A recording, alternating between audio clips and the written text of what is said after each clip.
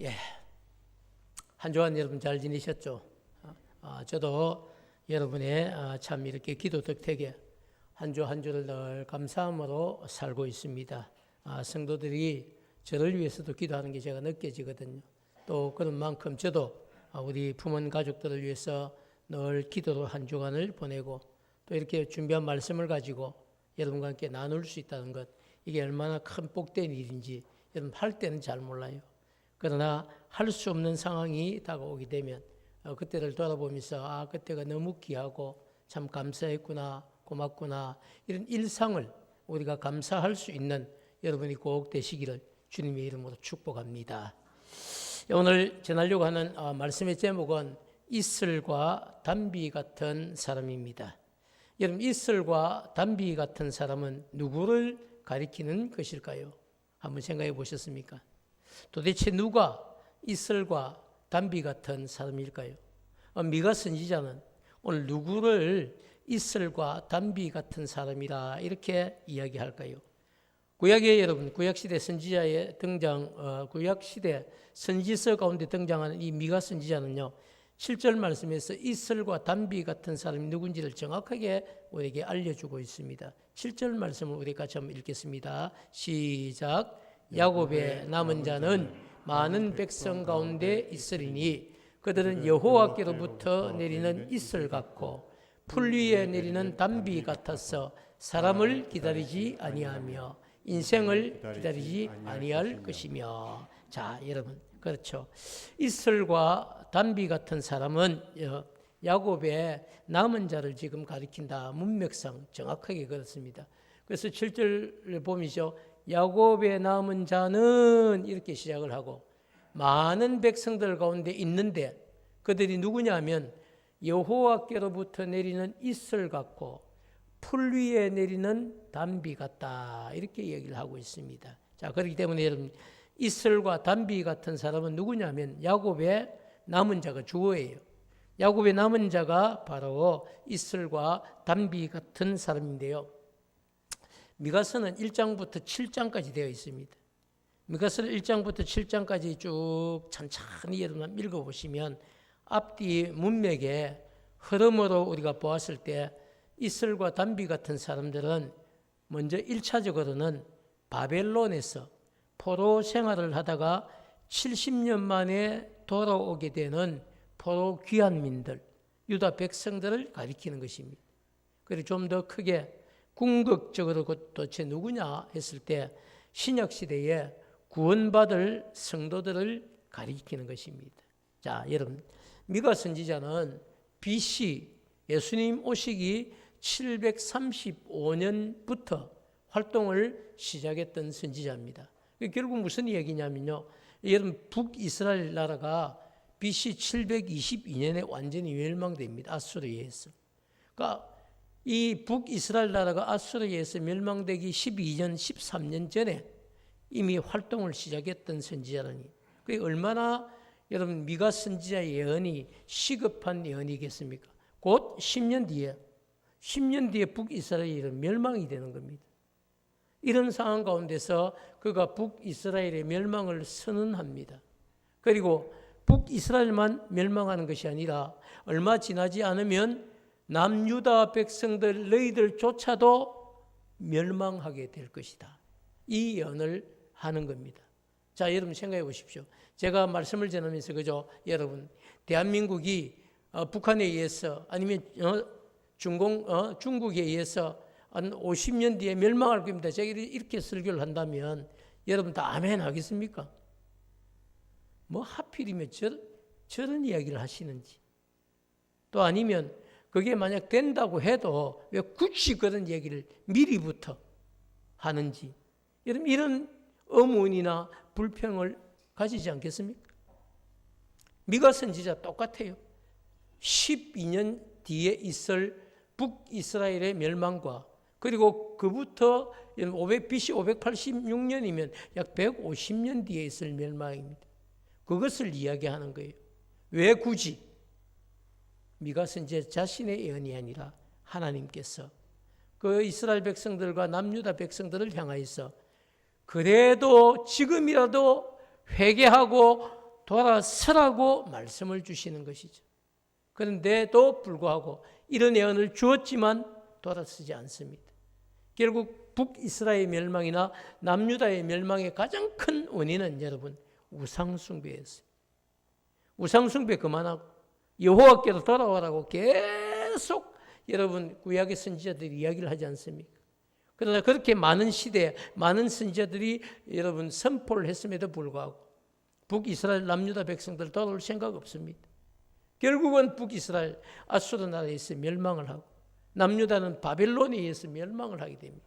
그러나 그게 끝이 아니고 남유다 백성들 바벨론에 의해 멸망하지만 너희들의 힘이 아니고 너희들이 막 독립운동을 해서 돌아오는 것이 아니고 하나님께서 70년 뒤에 너희들 끌려갔던 너희들을 살아있는 포로민들을 다시 돌아오게 하셔서 회복의 은혜를 베푸시겠다는 이런 약속들이 사실은 오늘 본문 안에 들어있는 것입니다. 자, 사랑하는 여러분, 그렇기 때문에 미가서 그죠? 1장부터 7장까지 내용을 우리가 앞뒤 문맥을 다 보고 오늘 본문을 봐야 되거든. 그렇기 때문에 여러분, 우리가 전체적으로 보았을 때 이슬과 담비 같은 사람은 1차적으로는 바벨론에 끌려갔다가 그곳에서 포로생활을 하다가 다시 돌아온 70년 만에 고국으로 돌아온 이 유다 백성들을 가리키는 것입니다. 그리고 폭넓게는 궁극적으로는 신약시대에 구원받을 백성들, 하나님의 자녀들을 가리키는 것이라고 볼 수가 있습니다. 자, 그런데 여러분, 왜 미가 선지자는 야곱의 남은 자들이 많은 백성 가운데서 여호와께로부터 내리는 이슬 같고 그리고 풀 위에 내리는 담비 같다고 비유를 했을까요? 다른 어떤 것들도 비유할 만한 많은 것들이 있는데 왜 하필이면 여러분 이슬과 담비를 가지고 비유를 했을까요? 그건 여러분 우리가 팔레스틴이라고 하는 이 지형을 잘 알아야 됩니다. 팔레스틴은 여러분 우리나라와 기후 환경이 너무 달라서 우리는 여러분 사계절을 가진 나라거든요. 봄이면 여러분 새싹이 피어나고 봄이면 여러분 정말 겨울에 얼었던 땅들이 어떻게 됩니까? 녹고 봄이 오는 것을 우리가 알지 않습니까? 여름이면 꽃이 피고 또 엄청난 비도 내리고 가을이면 여러분 어떻습니까? 정말 절정을 이루고 그리고 태풍도 있고 겨울이 되면 차가운 추위와 함께 또 눈도 내리고 이런 사계절의 변화를 예측할 수 있는 여러분 우리나라와는 이 팔레스틴이 너무 다르다는 것입니다. 이 팔레스틴은 여러분 이슬과 담비가 없이는 식물의 어떤 성장과 결실을 기대할 수 없는 땅입니다. 그렇기 때문에 여러분 이슬과 담비는 팔레스틴에 있어서는 식물의 성장과 결실에 결정적인 영향을 주는 것입니다. 그래서 미가 선지자는 돌아온 이스라엘 백성, 유다 백성들, 또 신약의 이슬, 구원 얻을 백성들을 향하여서 어떻게 표현을 했냐? 이슬 같고 담비 같은 백성들이다. 이렇게 얘기를 합니다. 자, 여러분. 미가 선지자는 그저 1차적으로 포로 생활에서 돌아온 이 유다 백성들이 궁극적으로는 예수 그리스도로 말미암아 구원받게 될 신약의 이 성도들이 이슬과 담비처럼 많은 사람의 생명을 소생케 하는 일에 쓰임을 받게 될 것이다. 이런 예언을 지금 하고 있는 것입니다. 미가 선지자는 많은 비유가 되죠. 이슬과 담비로 비유한 것은 이슬과 담비가 가지고 있는 특성이 있거든요. 이슬과 담비가 여러분 생성되는 과정을 보면요. 인간의 노력하고는 무관하기 때문입니다. 대부분의 우리가 참 삶을 보면 우리가 다 척박한 땅에 가서 그죠. 땅을 개간하고 일구고 그리고 강줄기를 어떻게 하든지 땡겨서 그 밭으로 연결시키고 다 이런 뭔가 우리가 채소 하나 얻고 과일 하나 얻기 위해서는요. 대부분 인간이 노력을 해야 되는 겁니다. 대부분 그렇지 않습니까? 그런데 여러분 이슬과 담비는 우리가 노력해서 얻을 수 있는 것이 아닙니다. 이슬과 담비는 말 그대로 안 믿는 사람은 자연이 주는 선물이고요. 믿음의 사람들이 볼 때는 하나님이 주신 선물이기 때문이죠. 자, 여러분. 팔레스틴은 1년 내내 여러분 강우량을 보면요. 적었을 때는 500mm밖에 없어요. 엄청나게 비가 많이 내렸을 때 한 700mm 정도 내립니다. 우리나라하고는 비교가 안 되죠. 우리는 홍수 때 한번 비가 내리면 300, 400mm도 내려요. 한 번만. 그렇기 때문에 물이 어떻게 보면 그죠? 우리나라를 물 부족 국가라고 이야기해도 물이 여러분 없어서가 부족 국가가 아니죠. 물을 너무 많이 쓰는 나라죠. 자, 그런데 여러분 그렇게 보다 보니까 팔레스틴에서는 강우량이 너무 부족하다 보니까 식물이 뜨거운 여러분 열풍이 불어오면 한낮이 되면요. 이 식물들이 다 시들시들하게 되어서 아침에 그렇게 피어있던 식물도 한낮에 되면 시들어버리는 거예요. 마치 죽은 것처럼. 그런데 여러분 특히 비가 내리지 않는 건기때가 있거든요. 이 건기때는 가뭄이 너무 극심해서 식물뿐만 아니고 동물들까지도 다 여러분 고통스러운 이런 환경을 겪고 살아갑니다. 그렇지만 그렇게 열악한 환경 가운데서도 식물과 동물이 죽지 않고 여러분 살아가는 이유가 있는데요. 생존하는 그 이유는 바로 이슬과 단비가 있기 때문이라는 것입니다. 한낮에 여러분 열기와 뜨거운 바람 속에서 시들어 있던 이 식물들은요. 밤 사이에 내리는 이슬을 받아서 아침이면 생기를 얻어 있습니다. 너무 신기하지 않습니까? 어제 낮에만 해도 저거 죽은가 생각했는데 하룻밤을 지나고 나면 아침이 되면요. 이게 그대로 생기를 머금고 살아있다는 겁니다. 이게 팔레스틴이에요. 자, 근데 더 놀라운 사실은 여름철에 서쪽 바다에서 수분을 가득 머금고 있는 강한 바람이죠. 그냥 오지 않고 수분을 머금고 이 바람이 불어오는 겁니다. 그래서 한밤중에는 기온이 급격하게 떨어지면서 새벽이 되면 많은 양의 이슬이 거기에 맺히게 되는 겁니다. 자, 그래서 여러분 특히 산악지대는 비가 왔나 할 정도로 많은 양의 이슬이 맺혀 있었습니다. 물이 부족한 여러분 팔레스틴에서는요, 이 이슬은 정말 단비와도 같은 축복이었습니다.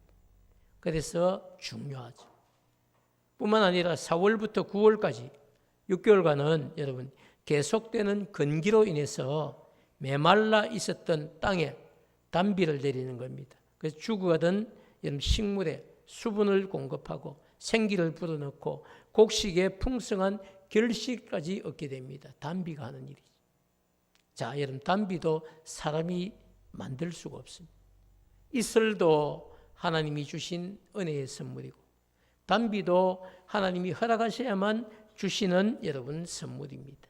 자, 사랑하는 여러분, 미가 선지자가 그저 비유로 지금 예언을 하고 있는 이 이슬과 단비 같은 사람은 구체적으로 도대체 누구를 가리키는 것일까요? 이슬이 여러분 식물에 생기를 공급하고 단비가 식물의 결실을 돕듯이 이슬과 단비 같은 사람은 자신의 섬김으로 인해서 주변에 생기를 불어넣는 사람입니다. 또 주변에 결실을 돕는 사람들을 가리키는 비유의 말씀이 바로 이슬과 단비 같은 사람입니다. 그렇기 때문에 여러분, 이슬과 단비 같은 사람은 우리하고 무관한 사람이 아니고 예수 그리스도로 말미암아 구원받은 신약교의 모든 성도들을 가리키는 비유의 말씀이라고 볼 수가 있습니다. 그런 의미에서 저도 여러분도 이슬과 단비 같은 사람이라는 사실을 기억하고 지금부터 말씀을 받는 여러분 되시길 축복합니다. 아멘. 미가 선지자는 야곱의 남은 자들이 많은 백성 가운데 있을 것이고 또 그들은 여호와께로부터 내리는 이슬 같은 역할을 할 것이고 풀 위에 내리는 단비와 같은 역할을 할 것이라고 예언을 했습니다.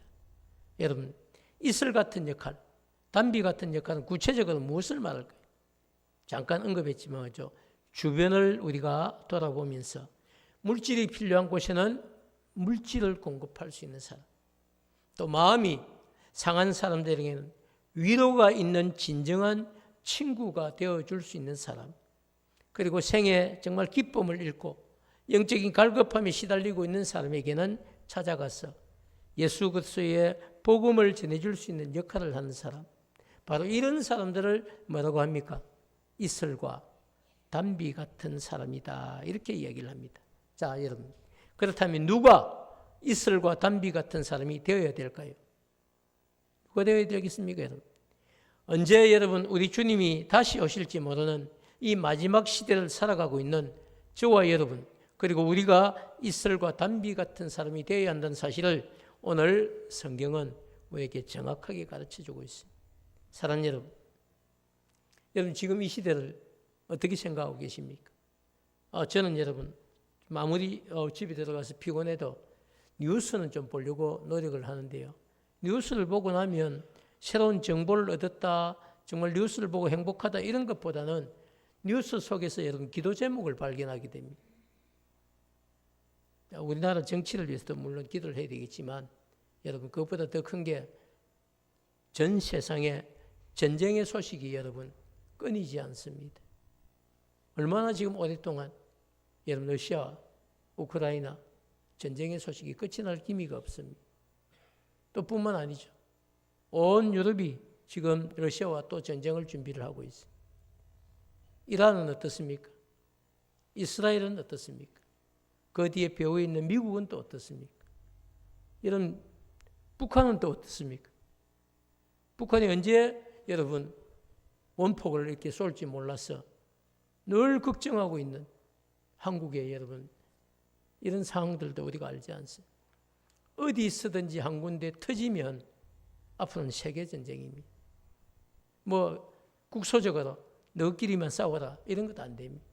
왜냐하면 다 뒤에 연결되어 있는 나라들이 있기 때문이죠.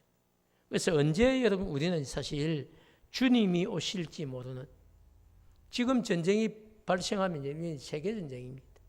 어디에서 시작됐냐 그게 문제지. 결국은 여러분 양쪽에서 다 협력을 해서 지지 않으려고 또 이기려고 그리고 자신들의 이익을 위해서 전쟁이 터지게 되겠죠. 여러분 이런 사실을 어떻게 보면 우리가 안전한 데서 살고 있는 것이 아니라 위기 속에 살고 있는데 누가 그러더라고요. 대한민국 사람이 제일 전쟁 불감증의 1위라고. 한국 사람 배짱이 좋아요. 저래서도 전쟁은 일어나지 않는다. 절대로 안 일어난다. 이렇게 생각하는 사람이 누구냐? 한국 사람이란. 다른 나라 사람들이 우리나라를 걱정해요. 언제 전쟁 터질지 몰랐어. 그래서 한국에 과연 투자를 많이 해야 될까? 이런 것이 마지막 걸림돌이라는 겁니다. 만약에 우리가 휴전이나 뭐 전쟁이 끝난 나라 같으면요, 엄청난 투자를 받을 수 있는 나라가 되겠죠. 늘 그게 목에 가시처럼 걸려 있는 겁니다. 자, 사랑하는 여러분. 그렇기 때문에 사실은 우리는요, 언제 우리 주님이 오실지 모르는 이 마지막 시대를 살아가고 있는 겁니다. 그렇기 때문에 더더욱 저와 여러분, 우리 모두가 이슬과 담비 같은 사람이 되어야 한다는 사실을 잊지 말아야 됩니다. 미가 선지자는 이슬과 담비 같은 사람을 소개하면서 이렇게 표현을 해요. 사람을 기다리지 않고 인생을 기다리지 않는다. 이런 이야기를 했습니다. 미가 선지자가 한 이런 말씀은 어떤 의미에서 한 이야기일까요? 인간의 생각, 인간의 방법, 인간의 계산 방법을 가지고 인간의 지혜를 가지고서는요. 하늘로부터 오는 어떤 지혜와 하늘로부터 오는 생명력을 의지할 수가 없습니다. 그렇기 때문에 인간의 생각, 인간의 방법, 인간의 지혜로 사는 것이 아니라 정말 우리 하늘로부터 오는 지혜와 하늘로부터 오는 생명력을 의지함으로 많은 사람을 유익하게 하는 사람이 되어야 한다는 사실을 강조하고 있는 것이죠. 그렇기 때문에 여러분, 인간의 지혜, 인간의 계산 방법을 가지고는 믿음 생활을 하는 사람들은 이슬과 담비 같은 사람이 되기에는 여러 가지 장애나 머뭇거림이 많을 수밖에 없습니다. 온전한 헌신을 하라고 이게 쉽지가 않다는 이야기죠. 사람 그렇지만 그럼에도 불구하고 전심으로 우리 하나님 바라보고 하나님이 공급하실 것을 믿고 살아가는 사람, 이런 사람이 여러분 이슬과 담비 같은 사람이 될 수 있습니다. 저는 우리 부모 가족들이 여러분 내 생각, 내 계산 이런 것에 먼저 앞서는 것이 아니고 하나님이 나와 함께 하실 것이다. 하나님이 나를 도와주실 것이다. 내가 선한 일을 하면 하나님이 많은 것을 공급해 주실 것이다. 이런 분명한 믿음의 고백을 가지고 살아갈 수 있는 여러분 되기를 축복합니다. 사랑하는 여러분, 오늘 저는 말씀을 받으면서 여러분이 한 번 더 곰곰이 여러분의 삶을 돌아봤으면 좋겠습니다. 오늘 이 자리에 계신 저뿐 아니라 여러분조차도 누구를 의지하면서 지금 살아가고 있는지 한번 우리가 정직하게 대답을 해봐야 됩니다. 그렇다고 지금 이 자리에 사는 것은 아니고요. 여러분 마음에 한번 대답을 해보십시오. 혹시 여러분 사람을 기다리고 인생을 의지하면서 지금까지 살아가고 있지 않습니까? 내가 잘못되면 그 누구가 나를 도와줄 거다. 이렇게 생각하고 살고 있지 않습니까? 그것도 아니라면 철저히 자신만 의지하면서 그래도 난 이런 것 좀 준비가 되어 있고 남한테 손 안 벌리고 내가 살아갈 수 있다. 혹시 그렇게 여러분 생각하고 살아가고 있지 않습니까? 그것도 아니면 그냥 아무 생각 없이 아이고 내일이라도 천국 가면 되지 이렇게 생각하고 그냥 하루하루 여러분 그렇게 아무 의미 없이 주어진 날들을 살아가고 있지는 않습니까? 하나님은 마지막 시대를 살아가고 있는 이 시대의 성도들을 향해서 그죠? 인간의 지혜, 인간의 계산 방법으로 살아가지 않고 하늘로부터 오는 지혜와 생명력을 의지하면서 살아가기를 원하고 계신다는 겁니다. 여러분, 어떤 상황 가운데서도 사람을 의지하거나 환경을 여러분 의지하지 않고 살아계신 우리 하나님을 의지하고 살아갈 수 있는 여러분 정말 지혜로운 성도들이 꼭 되시기를 주님의 이름으로 축복합니다. 사랑하는 여러분, 세상을 살아가는 사람들을 곤충에 비유한 글들을 제가 읽어본 적이 있는데요. 그 글에 사람을 세 종류의 곤충과 비교를 했습니다. 첫 번째 어떤 곤충이냐면요, 거미입니다. 거미와 같이 주위에 있는 사람들을 해쳐가면서 자신의 배만 불리는 악한 사람이 있습니다. 또 여러분, 두 번째는 개미처럼 그죠? 자신만의 어떤 부지런함으로 살아가는데 자신만 잘 사는 이런 무익한 사람이 있습니다. 세 번째는 여러분, 꿀벌과 같이 정말 식량 생산에 그리고 생태계 균형을 유지하기도 하고 인류의 어떤 먹거리와 경제에 도움을 주는 이런 유익한 사람이 있습니다. 자, 사랑하는 여러분, 하나님을 믿는 성도는 어떤 곤충의 모습으로 살아가야 될까요? 성도는 여러분 정말 꿀벌처럼 이웃에게 유익을 주는 사람이 되어야 됩니다. 거미처럼 자신의 배만 불리는 악한 사람이 되어서 안 되고요. 개미처럼 자신만 잘 사는 이런 무익한 사람이 되어서도 안 된다는 것이죠. 성도는 여러분 마음과 뜻을 다해 힘을 다해 주 너의 하나님을 먼저 사랑하고 같은 마음으로 내 이웃을 내 몸과 같이 사랑하라고 하는 사명을 우리가 받은 사람들입니다. 그렇기 때문에 여러분 하나님께서 정말 자기 백성과 언약을 맺으시면서 지키라고 분명하게 우리에게 주신 계명이 있죠. 그걸 여러분 묶어놓은 게 10가지 계명, 10계명입니다. 이 10계명도 그죠? 예수님께서 우리에게 정확하게 전달하시죠.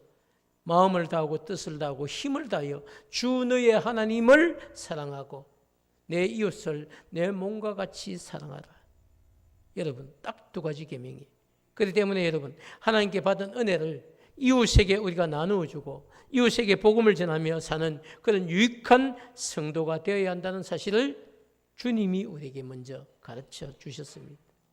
사랑하는 여러분, 미가 선지자가 비유를 들어서 그죠? 말씀한 이 이슬과 담비와 같은 사람들은 꿀벌과 같이 이웃에게 또 하나님의 나라를 위해서 유익을 주는 사람을 가리킵니다. 주변을 여러분 돌아보고 정말 내가 받은 은혜가 내 안에서만 머물러 있는 것이 아니고 나를 통해 은혜가 흘러가는 그런 복된 성도들, 유익한 성도 되기를 축복합니다. 사랑하는 여러분, 말씀을 이제 마치려고 생각합니다. 말씀을 마치면서 한 가지 강조하고 싶은 게 있는데요.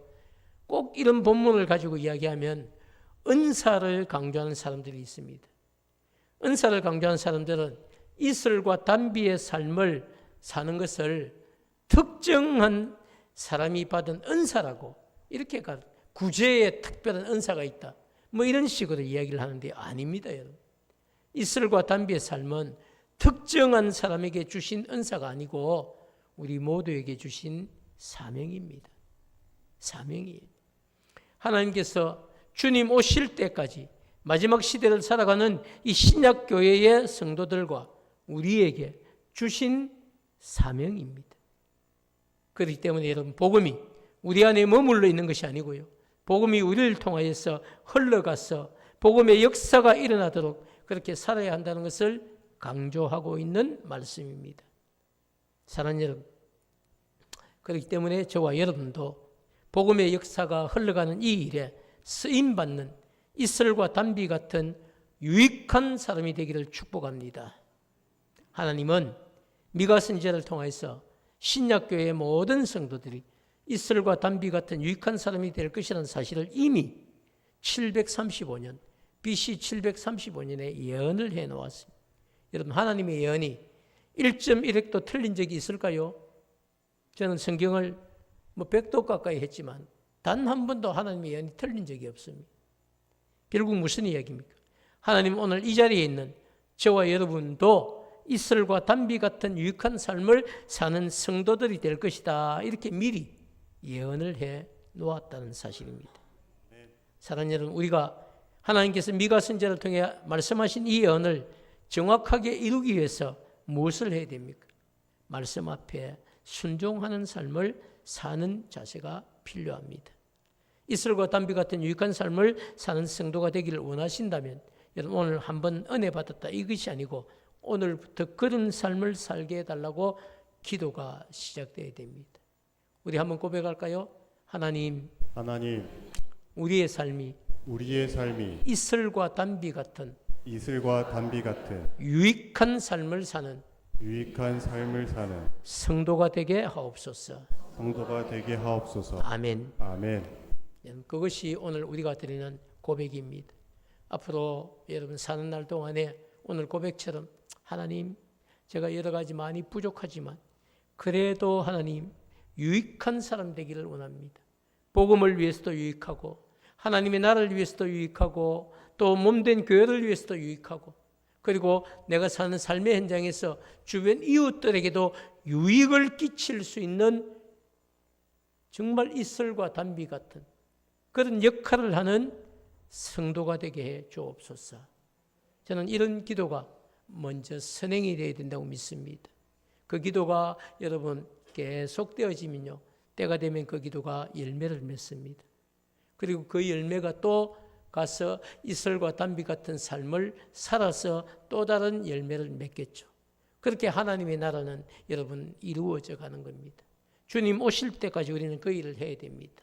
사랑하는 여러분, 세상에서 우리가 하루하루 먹고 살아가는 일도 중요합니다. 먹고 사는 일이 제일 중요하죠. 그럴 수 있습니다.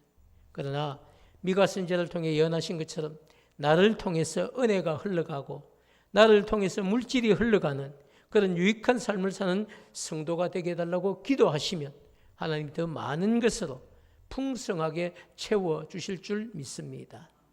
여러분, 우리는 계산을 많이 하죠.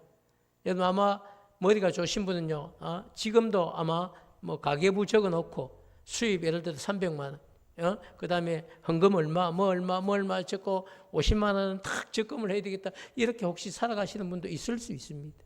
그렇지만 여러분, 그게 계산대로 되던가요?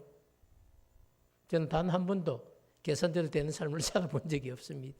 어디에서 무슨 일이 터져도 여러분, 우리 계산대로 되지 않아요. 근데 쓰고 빌려주면 풍성해져 땅 위에 가득하네, 이런 여러분 찬양 가사도 있어요. 그게 신비죠. 그게 신비예요. 이상하게 손해보고 1년 2년 간 것 같은데 하나님이 딱 지켜보고 있다 한 3년 만에 큰 걸 한 덩어리 탁 주시면서 내 삶을 보상을 해주시네. 또 제대로 뭘 못하고 안 했는데 또 한 2, 3년 지나니까 뭔 일이 툭 터지면서 물질적인 손해를 보는 이런 삶을 우리가 지금까지 한두 번이 아니라 여러 번 겪고 살아오지 않습니까? 그렇기 때문에 여러분 기도해야 됩니다. 하나님, 제 삶이 정말 빈틈이 없지만 그럼에도 불구하고 하나님의 나라를 위해 또 함께 살아가는 이웃들을 위해서 이슬과 담비 같은 삶을 사는 저희들이 되게 해주십시오. 이 기도가 선행이 되어지면요, 정말 그 기도를 받으신 하나님께서 우리의 삶을 그런 유익한 삶을 사는 사람으로 바꾸어 주실 줄 믿습니다. 사랑하는 여러분, 이제 저는 정말 말씀을 맺기를 원합니다. 우리도 여러분 언젠가는 우리보다 먼저 가신 신앙의 선배들처럼 인생을 마감하고 주님 앞에 설 때가 있습니다. 저도 요즘 제일 많이 받는 게 여러분 결혼식 청첩장 톡으로 받는 것하고 부고 받는 게 제일 많거든요. 제가 이래 작년 2025년 한 해만 봐도 청첩장하고 부고장을 받은 게 제가 한 100건이 되더라고요. 별로 놀라지도 않으시네요. 그런데 되는데 여러분, 결혼은 다 축하할 일이니까 너무 좋은데 부고 소식을 받으면 야, 이 어른이 그렇게 짱짱하게 살던 분이 결국은 돌아가셨구나, 이런 걸 느낄 때가 있어요. 저도 여러분 언젠가는 그런 날이 오지 않겠습니까? 근데 저만 오면 좀 억울한데 여러분도 와요. 언젠가 한 번은 누구에게나 다 옵니다. 그렇게 했을 때 그저 인생을 마감하고 우리 주님 앞에 설 때가 있습니다. 그때 우리 주님 앞에서 그래도 유익한 삶을 살다가 왔다고 말할 수 있는 이슬과 담비 같은 성도들이 되길 축복합니다. 5달란트, 2달란트 받은 사람은요, 주인이 돌아왔을 때 할 말이 있었어요. 그러나 1달란트를 받은 사람은 주인이 돌아왔을 때 책망을 받았습니다. 사람들은 잘 몰라서 1달란트니까 뭐 조금 받아서 그렇지요. 제가 지난번에 말씀했죠. 1달란트 현재 우리 시세로 여러분 금 1달란트를 딱 계산하면 6조입니다. 6조. 6억도 아니에요. 6조가 적은 돈입니까, 여러분? 그걸 가지고 장사를 했으면 얼마나 많은 것을 남겼을까요? 정 안 되면 주님이 주인이 말씀하시죠. 갖다가 맡기고 이자라도 받아서 이자하고 원금을 가져왔어야 될 것 아니냐고 책망을 하시죠. 아무 일도 안 한 것에 대한 책망이, 여러분 무익한 사람, 악한 사람 되지 마시고 복음을 위해서, 하나님의 나라를 위해서, 몸된 교회를 위해서 여러분이 사는 삶의 현장에서 유익한 삶을 사는 여러분이 꼭 되시기를 주님의 이름으로 축복합니다.